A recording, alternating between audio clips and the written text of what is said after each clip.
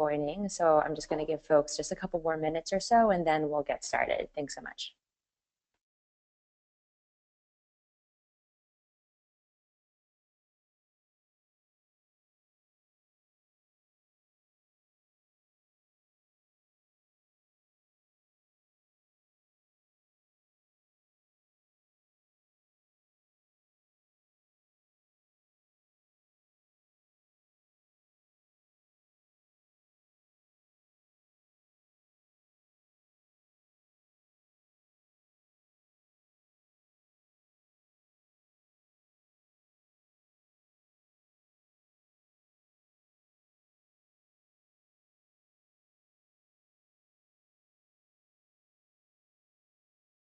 So much for taking time for our webinar this afternoon.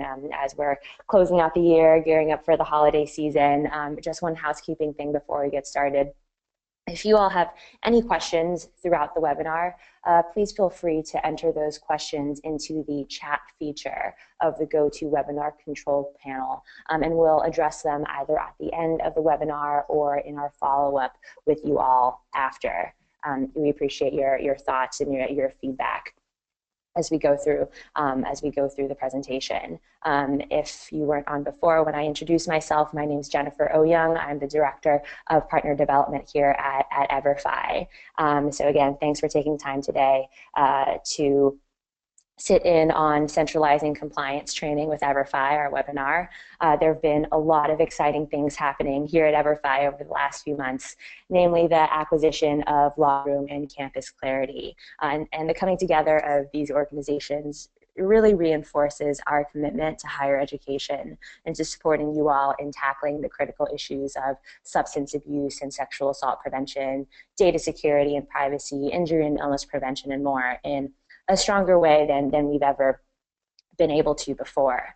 And so we're using this opportunity to connect with our partners, to share how we've evolved as the compliance landscape has become increasingly complex. And we're also taking this time to take a step back, to assess our current partnership with the PACE institutions, to hear your perspective on how we can continue to support and better support your compliance training needs moving forward.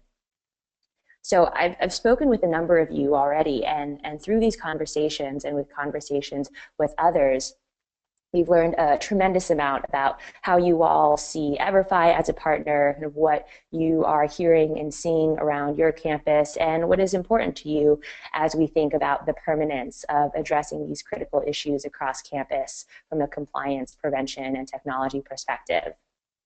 And what we've heard over and over again has really been around this trend toward centralization. 2 to 3 years ago, everyone was searching for a solution to train new and incoming students and employees on sexual assault prevention to be in compliance with the, at the time, new Title IX and Clarity mandates.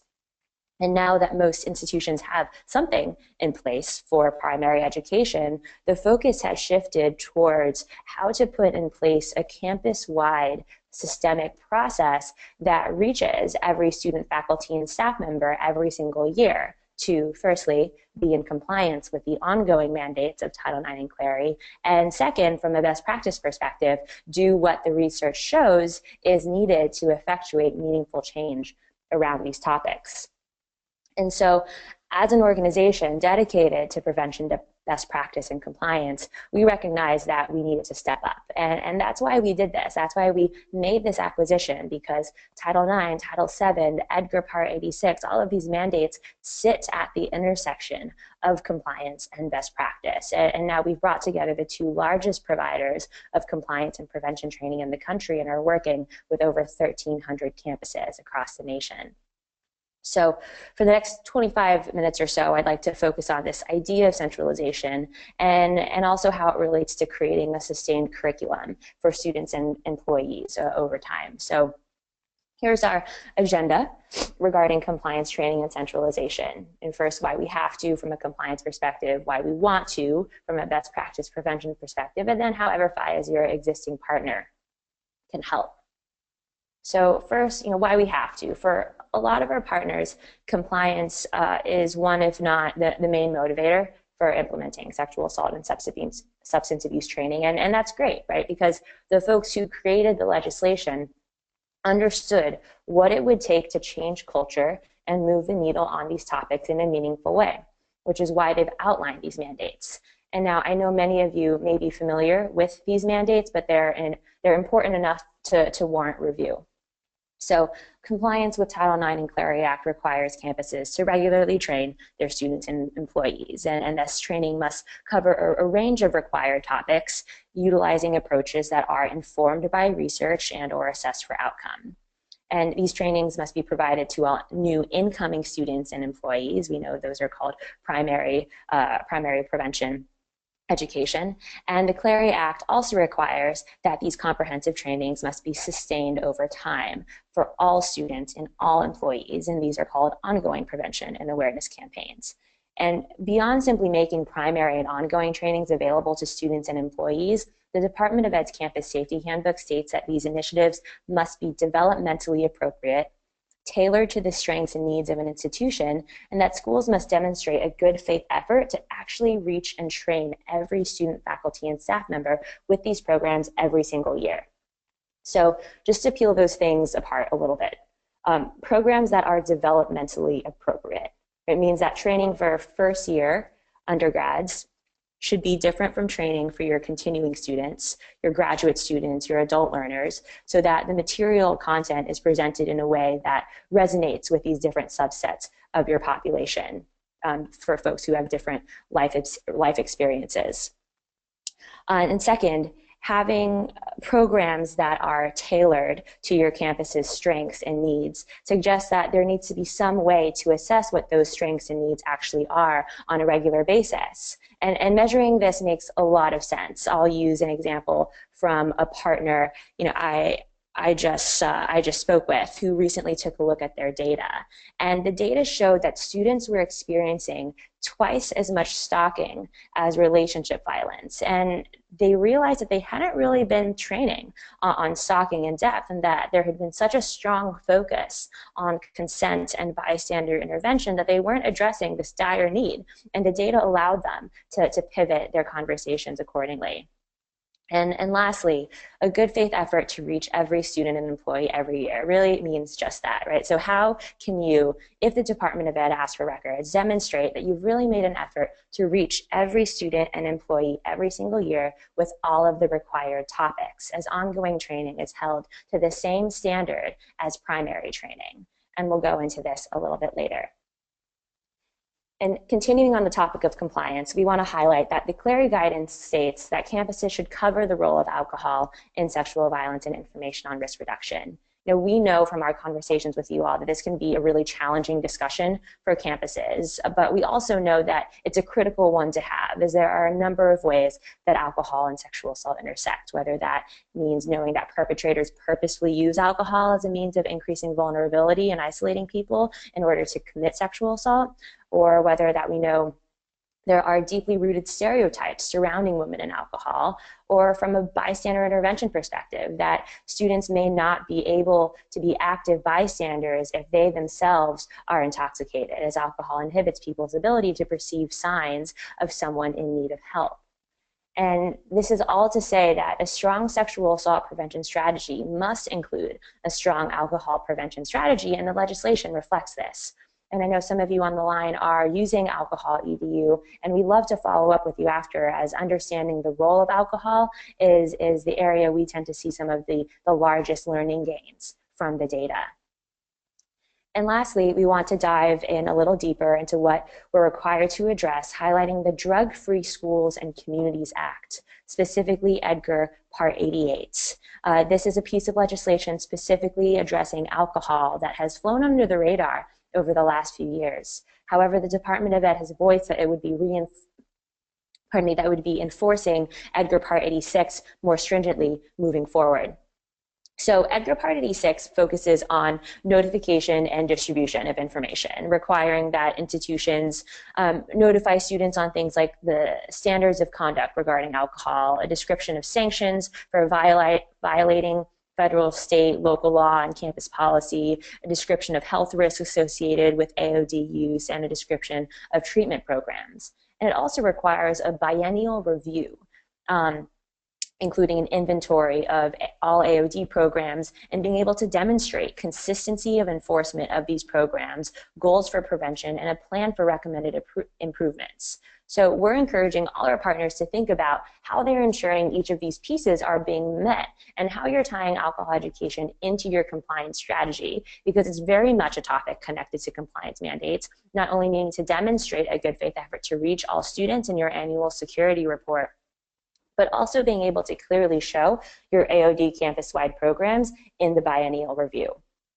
So, and in thinking about this, we cannot not talk about what has recently happened at Penn State, where the Department of Ed really, let's say, threw down the gauntlet, for lack of a better word, about not meeting Edgar Part 86, which was a large part of their $2.4 million fine, the largest Title IX compliance infraction fine in history. And so Edgar Part 86 historically never had any teeth behind it, but now the tide has very much turned.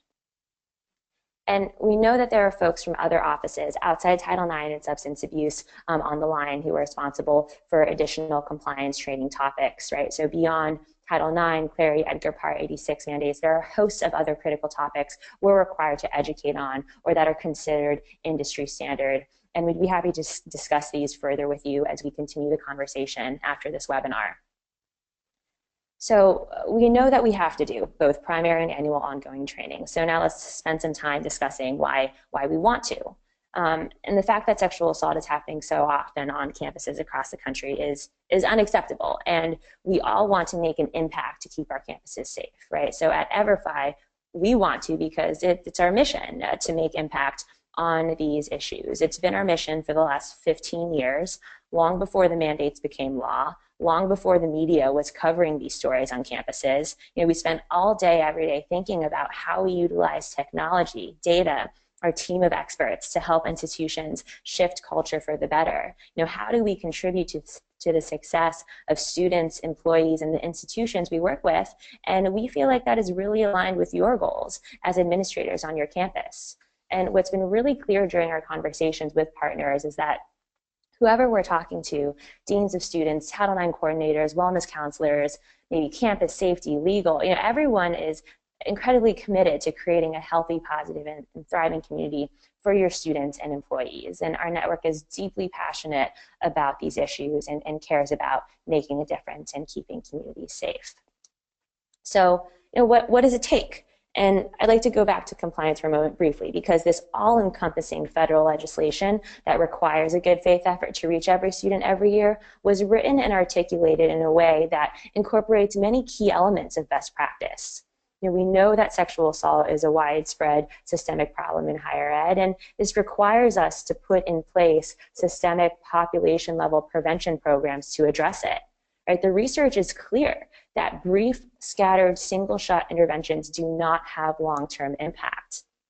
We also know that older students are influencers on campus and set the tone for campus culture. They are role models for younger students and play a large role in determining the social norms on campus. So continuing to engage them is critical.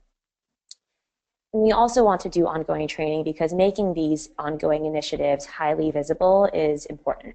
If students see that training on sexual assault prevention is something their school is committed to and cares to sustain, that engineers and promotes institutional courage and makes survivors more likely to report and students more likely to intervene. So what we're seeing here is that what is reflective of best practice and what is required by law really go hand in hand. And what we've also spent a lot of time thinking about is how these incidences impact institutional priorities, right? That reputational and brand costs can be significant, as we've seen fewer applications to schools who have experienced negative publicity, and alternatively, positive recognition of proactive leaders addressing the issue in a comprehensive way. From a fundraising perspective, incidences have resulted in fewer alumni donations, and in certain cases, large pending donations have been pulled as a result of the school's poor handling of sexual assault cases coming to light. And from a student success and retention perspective, We know that students who experience sexual assault are more likely to transfer to a different institution, to drop out altogether, and see their academic performance suffer tremendously, even if they do continue at the institution.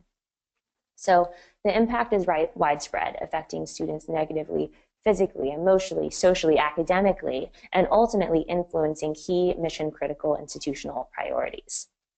I think the main takeaway here is that controlling the dialogue around your institution's reputation here is totally in your hands. And one way to do that is really highly visible good work and demonstrate your commitment, so that if or when bad things happen, when the DOE or the OCR looks into your work, they're going to find things that demonstrate your commitment to combating these issues. I'd be really interested in following up with you all the conversations you've been having on campus and whether this has been presented as a concern to you, especially in the light of Penn State's recent fine. And so in our conversations with partners, a major shift that we've been seeing in the context of everything that we've mentioned so far is the expansion from a discussion solely around content and quality of the courses we're building, which is obviously still paramount, to include a discussion around how these courses are reaching the global campus. All students, faculty, and staff, the deployment of the courses, and how the massive amount of really compelling data coming out of these required programs can be leveraged and integrated into other campus initiatives to address prevention education more expansively.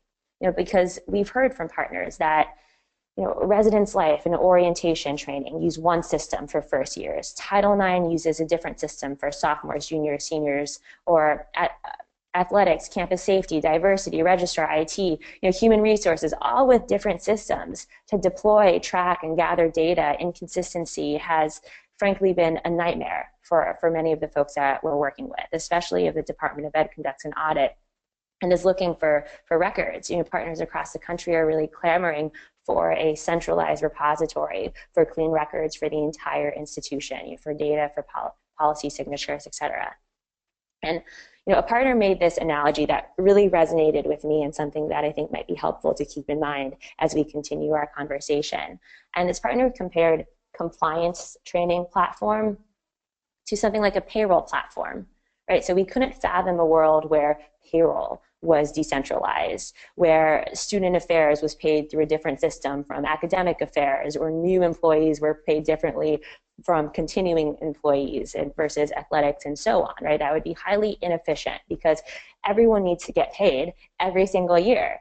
And in the same way, every student, faculty, and staff member needs to be provided this training every single year as well. So why wouldn't we centralize this process as well in a world where the registrar could deploy FERPA training, and Title IX can deploy Title IX, or diversity can deploy diversity and managing bias, and IT can deploy data security training, but all through a single cohesive platform. And this is how EverFi can help. So the promise that we've made to our partners, that we continue to make to our partners, is threefold. That we ensure that you are in compliance, that will ensure that you're using evidence-based programs grounded in research and reflective of what we know to be best practice in prevention. And we promise a seamless deployment, leveraging technology to disseminate this critical information in a consistent, scalable, and trackable way. And we fulfill this promise through our courses with best-in-class instructional design, developed to implement learning strategies that fit the learning objectives of each individual course and that are designed by our team of dedicated compliance and prevention experts. We also fulfill this promise by providing a platform that is highly scalable and designed to customize and deploy training to everyone, to help you do your jobs more efficiently by disseminating policies, resources, and driving course completion through our course assignments and reminder notifications. And lastly, we'll fulfill this promise with data, with insights to inform your ongoing strategy and to tailor your efforts to resonate with your unique campus community. And so our courses and our platform, we believe, can only be as good as the people behind them. So I just want to take a minute to introduce our team. because truly no one else has this. No institution, no other organization has the breadth and depth of experience in prevention and compliance in one place. And in terms of the credentials of our prevention team, we bring over 50 years of higher ed experience, and this team has such incredibly deep expertise in prevention, in sexual violence and alcohol prevention, wellness, mental health, Greek life, research, data analytics, curriculum design. They help to ensure our courses are based in known best practices for prevention. And they also conduct cutting edge prevention research to support our campus partners in their work. And in addition to our prevention team, we also have a team of attorneys and compliance experts who ensure that every course is up to date with state and federal requirements in a proactive and ongoing basis. And our partners find this incredibly valuable because it enables them to mitigate risk, to avoid potential landmines, and ultimately have peace of mind, knowing that the content is updated by people who really know what they're doing, and to provide a bit of sanity, especially for those who had previously attempted to build, deploy, and maintain all of this in-house. And just a side note about folks, considering to do this in-house, we've, again, spoken to a number of partners across the country who've tried and who have ultimately spent tens of thousands of dollars to develop programs from scratch to ensure the content is in compliance and that trains on all the requirements, to update the course content every single year, and even beyond content, figure out how to deploy training to every student and employee every year, figure out how to track that completion, how to assess for outcome and effectiveness, and then figure out where and how to store all that data. And what we've heard time and time again is that given the resources dedicated, doing this in-house is just not sustainable. That institutions ultimately spend more money than they would with any vendor trying to maintain their own program. And they ultimately don't want to assume the risk of creating this on their own and would rather work with a third party whose entire business is getting compliance training right, and that they want to feel 100% confident that their training would stand up to scrutiny during any type of audit. So now that we've touched on the team behind the courses, here's a snapshot of our expanded course catalog. We have courses that are tailored for different populations: undergrads, grads, adult learners, employees, etc., as well as by topic area. So FERPA, ADA, diversity, managing the bias, data security, protecting minors, and of course, Title IX and CLARI, primary and ongoing training. And specifically regarding our Title IX and ongoing training for our ongoing booster course is updated every single year by our team to provide your students and employees with something new and different and relevant annually. So in total, there are now almost 40 courses available to meet a wide range of compliance and conduct topics.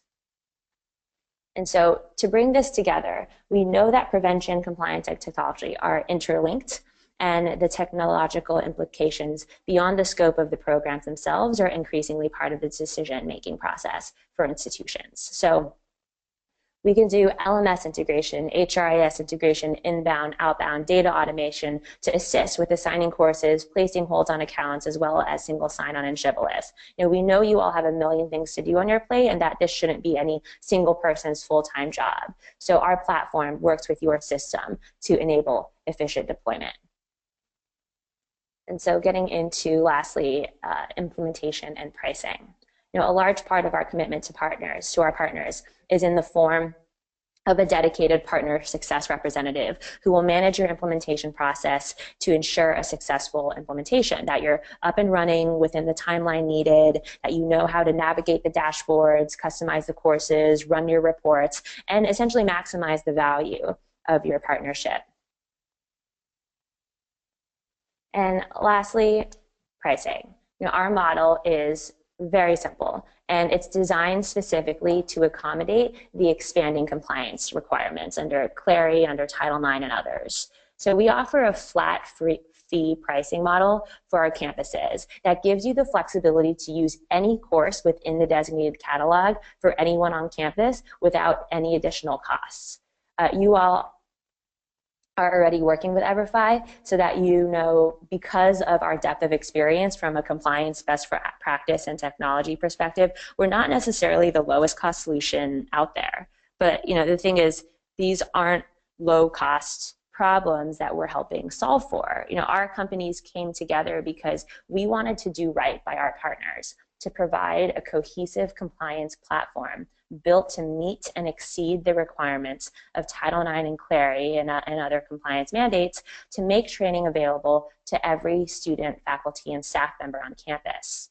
Our bet in making that move was that our partners, you all, the EverFi network, would also want to do right by your communities and institutions and put in place systemic, sustainable, scalable solutions that reach your entire population. Because from a campus culture perspective, from a compliance perspective, that's really what's required here. So, I understand that we're coming to time here. So that being said, thank you so much for joining our webinar today. We'll be following up with you to get your feedback, to hear your thoughts, to better understand your unique campus. We would love to have a dialogue with every one of you and continue the conversation around creating a sustainable process and how centralization can play a role in that. Thank you very much again for your time again. Oh, sorry, I see a couple of questions coming in. We'll take the last few minutes to address those.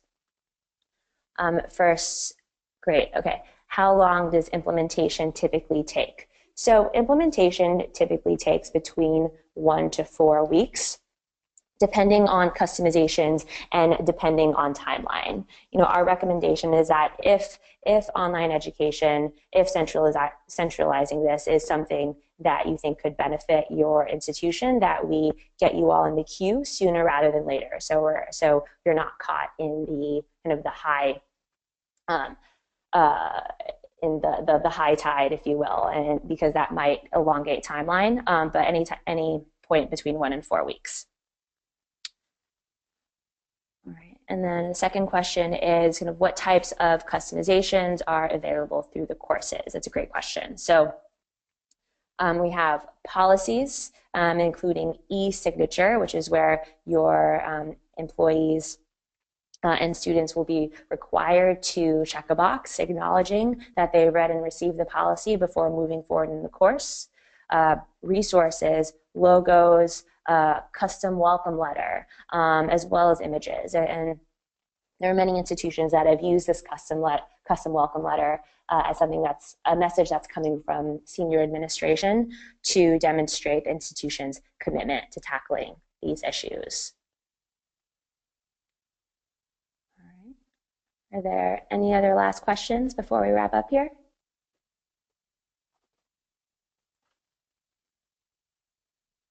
All right. Well, then, thank you again very much for joining me this afternoon. We'll be following up with you to share some additional resources and, again, just continue the conversation and hear your perspective around the dialogue that's happening on campus.